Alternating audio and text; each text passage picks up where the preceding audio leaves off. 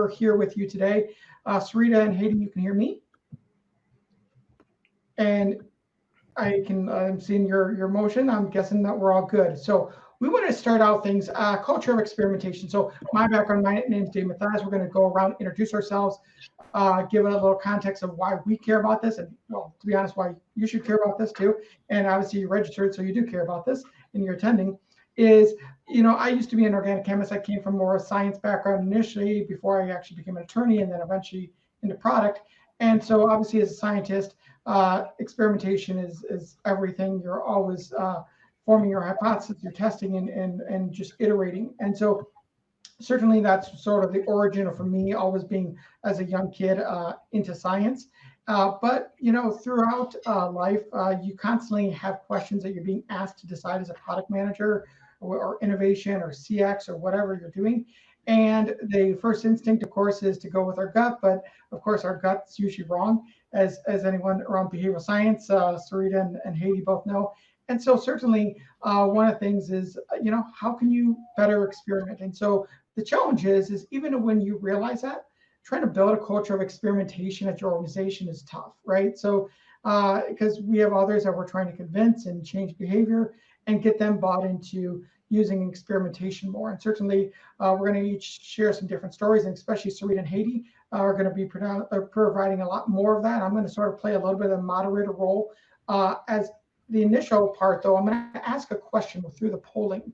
And so the first poll question that we have, just to get perspective, is on what type of products are you involved with? And you can put in all the ones that apply to you, digital, physical, or service. Oftentimes people are multiple, because we want to make sure we're hitting on stories and we're talking about things, because we each have different perspectives on each of these. Although, to be honest, from the hardware side, I'm probably not the person. Okay, and so where do the polls end up? Okay, we look like we have a fairly good mix. This is good. So this is a nice thing about ProductCamp in the Midwest is you get a lot more of a mix. Usually when I'm on like West Coast or well, especially on West Coast, it's like 90% digital. So we got 42% so digital, about 30% physical, and then 27% service. It looks like it's switching a little. So it looks like we have a good mix of things. Now, the follow-up question on this. So you came to this session. What were you most interested about learning in this session? So I'm going to launch this poll. There's 4 choices. You get how to get started and develop a culture of experimentation from scratch. So you're just starting from scratch. Or how do you tackle the pushback that you're getting in other areas of the organization? You started this experimentation in your organization, but you're facing that pushback. And of course, how to take existing experimentation culture and just sort of supercharge it. Or are you just sort of like tools and techniques, that kind of thing? So let's see where the results come out and let people respond. It looks like come on, more people can respond than that. We had a lot more responses the first time. We need to, it looks like so far the overwhelming is between how to tackle experimentation pushback and understanding the tools and techniques. Now we're getting a little bit more on the other ones. Come on, let the race go. But it looks like 2 and 4 are by far the greatest. So that gives us good perspective.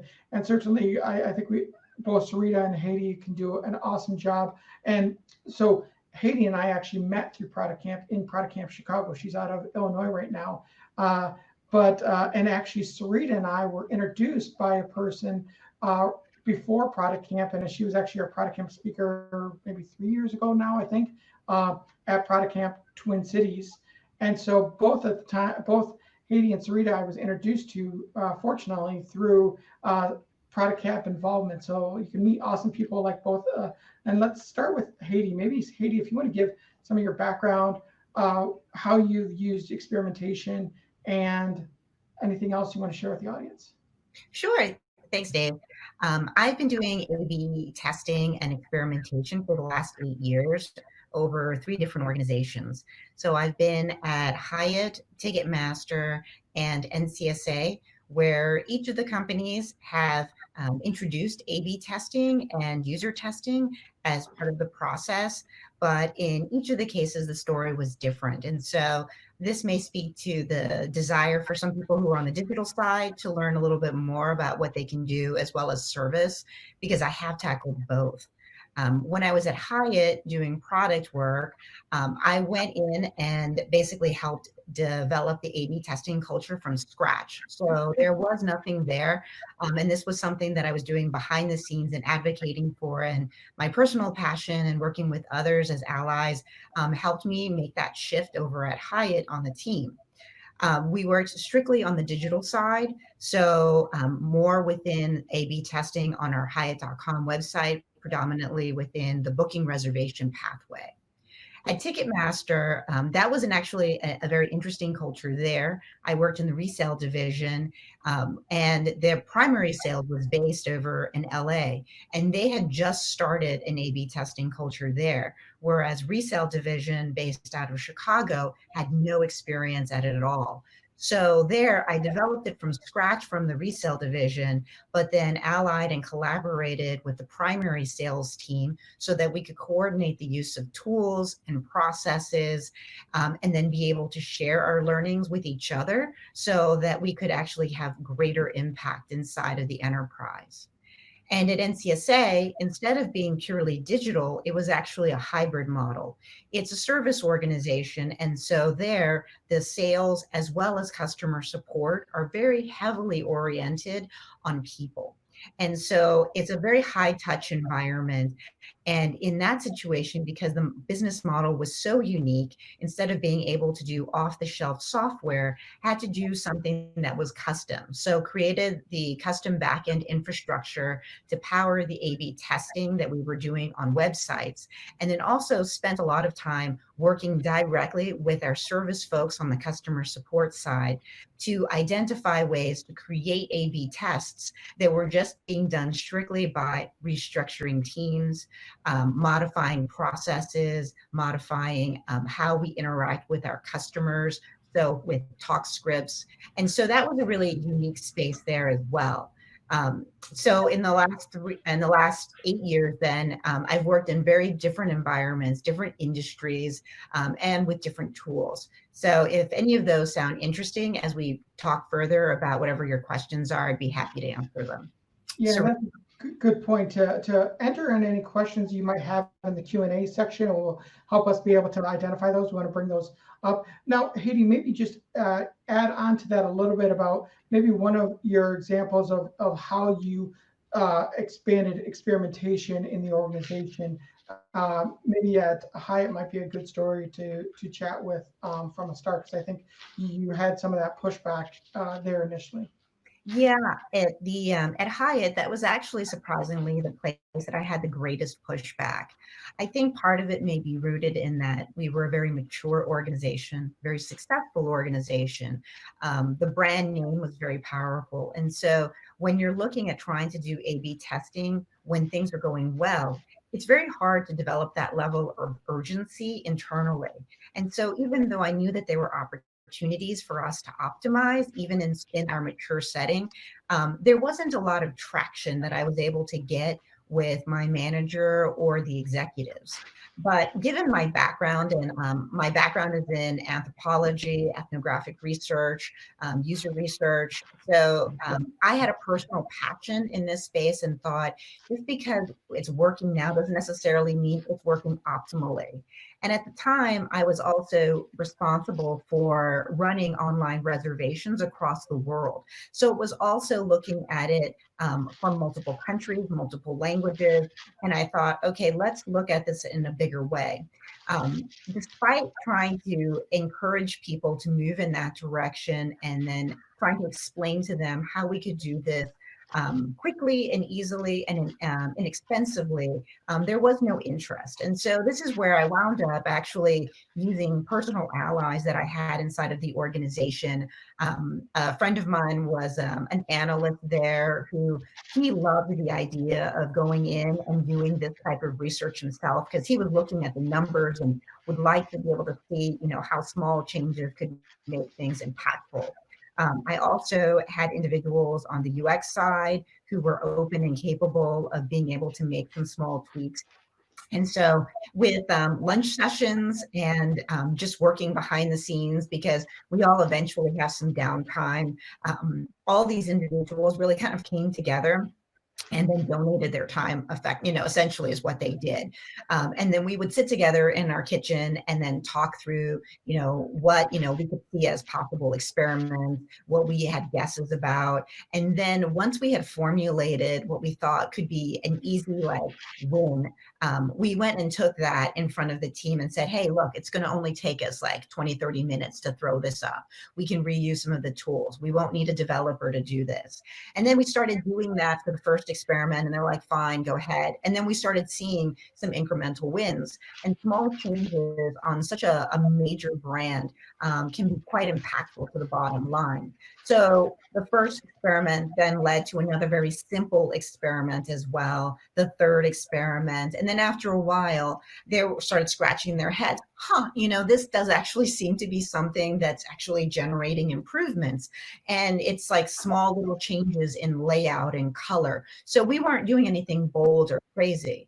But after a while, they decided to start investing, and they invested in a UX team who came in as contractors so that we could start doing more work that was at a bigger level, and find ways to bring in our development team so that we could flip a switch and then use a feature flag to flip between the two different views. And so it grew gradually, but it started off by doing what nowadays you would think of, oh, those are so incredibly simple. But those were the gateway to showing people that there was incremental value for doing it. And then the complexity of the experiments grew within time, and the money followed and the resources followed. Yeah, certainly that incrementalism, but first building those relationships with other people that are curious and want to, sort of that shadow IT that every organization has. It's a shadow product management experimentation that you need to do. So, Sarita, now you might have froze on my screen. Do you still hear me, Sarita? Might have. She might be logging back in. But let's. Maggie had a question on some of the tools that you might use for in the experimentation process. What are some of the things that you might use? So I wound up using Optimizely, Monotate, and Adobe. Those have been the tools that either the organization already had, or that once we had gained traction, we moved to. Depending on what you need to measure, the tools were, very similar to each other. I found Monotate was actually very user-friendly in terms of doing the post-experiment reporting. I thought that was, more accessible than Adobe. And, since that time, it's been about 3 years that I've been now working more with custom backend infrastructure. So those tools may have evolved to be different than what they were originally when I worked on them. But off the shelf, at that time, they all seemed fairly similar to each other. How about tied in with that is even tools that are not necessarily digital tools, but just ways, processes or procedures that you might go about going ahead with experimentation? Yeah, for those people who are on the service side, I do find that there's tremendous amount of wins for looking at your organization. So for instance, I ran an A/B test experiment that had no digital component. And it basically took our customer service team, and what we did is we pulled out a handful of people from the support side, about 5 or 6, to run this experiment. And what we did is with our new customers, we had this team make an initial conversation with them within 48 hours in order to be able to give them an overview for what the package was that they purchased, how that would function, what the next steps were, answering any other follow-up questions. And with doing just a simple change of that, where we gave them a standard talk script, we isolated a handful of people to do that. And we identified the customers that we thought would have the highest retention risk, and we funneled them there. that then by the end, within a few months, we calculated that if we shifted the entire organization to running in this fashion, that we'd save like $1 million. So that was one where we have just strictly a service change, just a restructuring of how the teams work. We wound up only hiring, in fact, one additional headcount. So the growth in the team was very insignificant for the value that we delivered. And so it just goes to show that, you know, people think of being digital first, but there's an enormous amount of savings that can be done on the operational side as well. Excellent. And Sarita, you're back. Great. Thanks for the answer. And we've listed a lot of tools. And one thing we should do after is put some of those in the chat and just try to get as many of those there for people to take away, because you know it's always confusing with so many things are thrown at you. Sarita, tell us a little bit about yourself and the amazing things you've done. Not only you're working in your startup now, Humanity, but before that, you were with GD, part of Pearson, and of course many other things before that. So. That's right. Yes. Hi, everybody. Thanks for the introduction, Dave. My name is Sarita Parikh. I actually am an engineer by training, and when we think about experimentation, I think in a lot of ways engineering is very different, because in engineering you can really, you understand how physics works, right? Like there's a number of things that you understand, and you can do sort of that blueprint model or kind of that waterfall model. And I think making the switch into how humans behave. And experimentation about really, it's not about making the technology work, but it's about understanding human behavior enough so that you can actually optimize the technology for how your customers work. I think that's a big switch. I first started getting into experimentation actively maybe 5 or 6 years ago. And very similar to Haydee, I brought it into the organization because it was kind of a, things work, it's not broke, why fix it kind of model. And this idea of like putting extra dollars into something that, experimentation by definition is something where you can't be guaranteed some outcome. And this idea of like funding that, putting capital investment, or sometimes even if you look at it as R&D, sometimes that's actually an expense, not even a capital investment, depending on your organization's accounting. And so because of that, it was pretty tough to get it going. And I guess the silver lining is that, or the thing that maybe that was the catalyst, was that we had a product that was failing. And it was failing so badly that it was kind of like there was nowhere to go but up, because it was doing so badly. And at the time, I was a technology leader and an operations leader. So I had wanted to move more into, I wanted to have sort of broader leadership across the organization. And the path that came for me, just even from a career perspective, was here we have this failing product, the P&L, we're hemorrhaging cash on this. Sarita, go fix this. And I remember at the time I was like, are you kidding me? This is my opportunity. Like I wouldn't touch that with a 10-foot pole. That thing is nuclear. But of course you bloom where you're planted. And of course it was one of the best parts of one of the luckiest things of my career was to take over a failing product, because like Haydee, I was able to introduce things that the organization was really hesitant to embrace. And it started off with experimentation, very much on the service side. So we had like escalated layers of like sort of salespeople and support and things like that. And so we were able to take this kind of small, a little bit more elite group of representatives, salespeople, and like work with them on just experimenting different operational processes, different models, different like sales pitches, things like that. And we literally, the way we tracked it was literally like sheets of paper, Post-it notes. And then we evolved to spreadsheets. It was that level of experimentation. But what we found really, really quickly was that like actually gathering this data and being able to come back and objectively look at it and not move out of like the conference room hypothesizing, build it at scale kind of model, and really into the more incremental, try different ideas, see what's working, what's not working. These like mini sprints of like, say 2 weeks, things like that. So we actually started to see material changes, material improvements. And that was what actually put us in a position where I could go back and say, all right, let's invest some capital now. Let's actually bring this into the technology digital side and start building some experimentation. And I'll also get a list of tools to Dave at the end of the session because we use quite a few tools. But over time, as we've had a very incremental approach. And I think that part of it was building credibility step by step.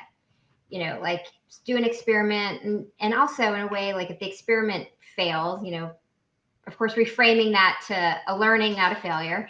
But if an experiment didn't materialize in the way that we wanted, it gave us guidance for the next one.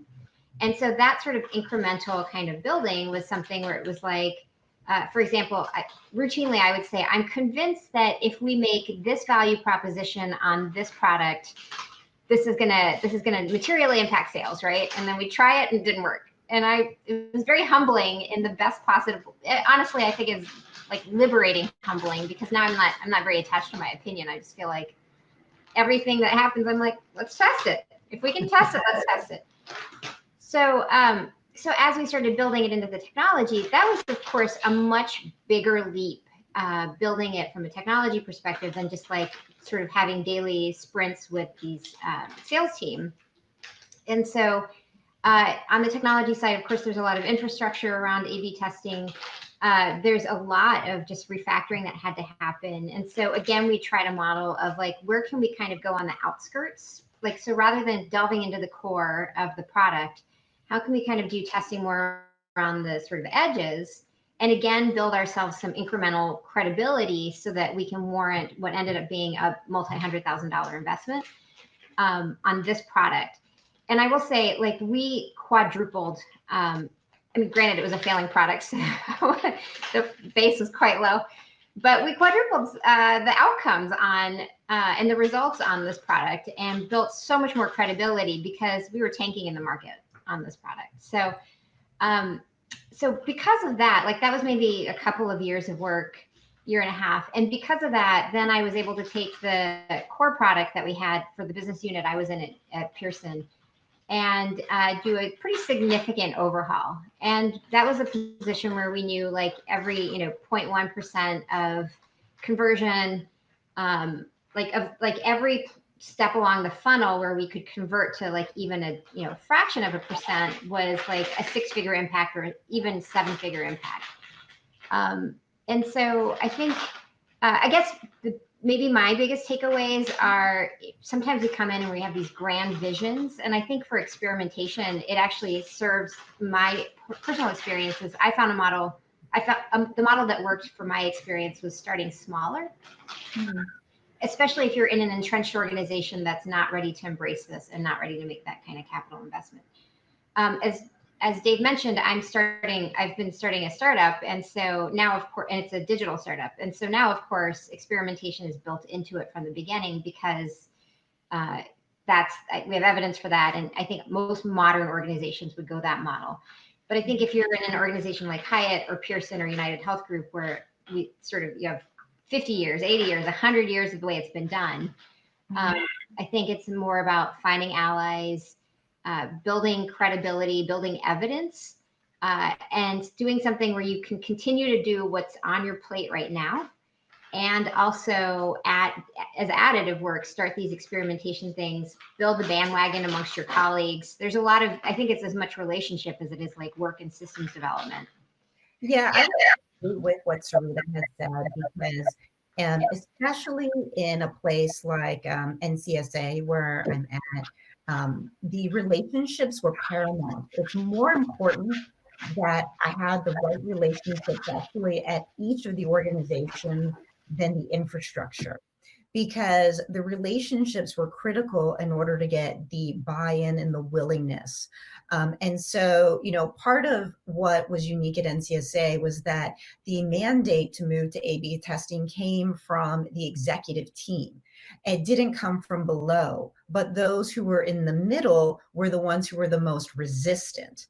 And yet they were the ones that I needed to work with the most. And so the tool that I found was surprisingly the most effective was I set up a weekly meeting with them all, where we would regularly talk about, experiments that were in progress that were actually identified by the executive team, but that individually I worked with each of the key stakeholders to talk to them about their portion of the business, to identify what experiments they had in the back of their minds, what questions they would like answered, what assumptions they thought were incorrect for the business, so that over time, the backlog did not focus exclusively on what the executive team was looking to test.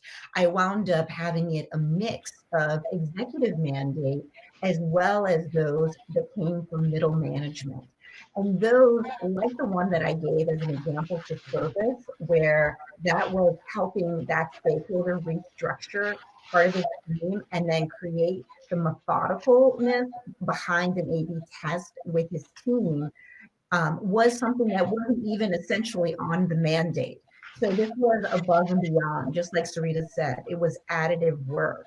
But it was those types of activities, whether they're successful or not, that made them feel heard, that made them want to offer up more stuff, whether it was their ideas, their willingness to participate in the weekly meetings across the team, and also their willingness to share their resources on a personal level with their own budget to sacrifice, because over time they all began to feel the value of moving towards this, and they didn't feel like it was being pushed upon them, as opposed to they were now all part of a single team. So like Sarita said, there are a number of factors that really set the stage, but relationships can really make or break. You may have a monitor, you may have optimized it, but if you don't have the relationships prior and you don't work on developing them during, it's doomed to fail. I totally agree, Haydee. And I would say, I think so often, especially new leaders, think about the people who report to them, and they think about the leaders above them. But I actually think there is, and you have to, of course, manage both of those. But I actually think you have to have a solid sense of respect and give and take with your peers, so that they have your back when you're asking for things. And I think once you have that and you have their back and so forth, I think that can make or break a career.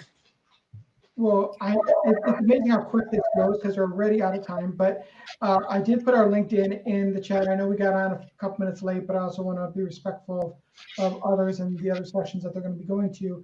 But if you're going to give one word of advice, because maybe pick one tool that you would recommend, and one item that you think is most important for somebody that's just starting out in this, or that pushback. What's the one thing? And I think you've covered it, and you might be just reiterating, but what's that single most important thing?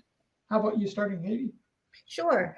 I would pick Monotate if I had to do something off the shelf, just from my previous experience, because the reporting was so simple and easy to use, not only for me to pull down, but also to share with stakeholders, because the value of your experiment is only as good as you can prove what you've tested, and to keep people up to date with the monitoring afterwards. How about you, Sarita? I agree with that, and then maybe I would add a qualitative tool. So, as particularly if you're doing consumer-facing products, digital products, I would add a tool where you can actually, say if you have an app, actually be able to see the user interface, interact with their app, and talk with them on video on the same time. And I think there's actually a lot of tools that do this.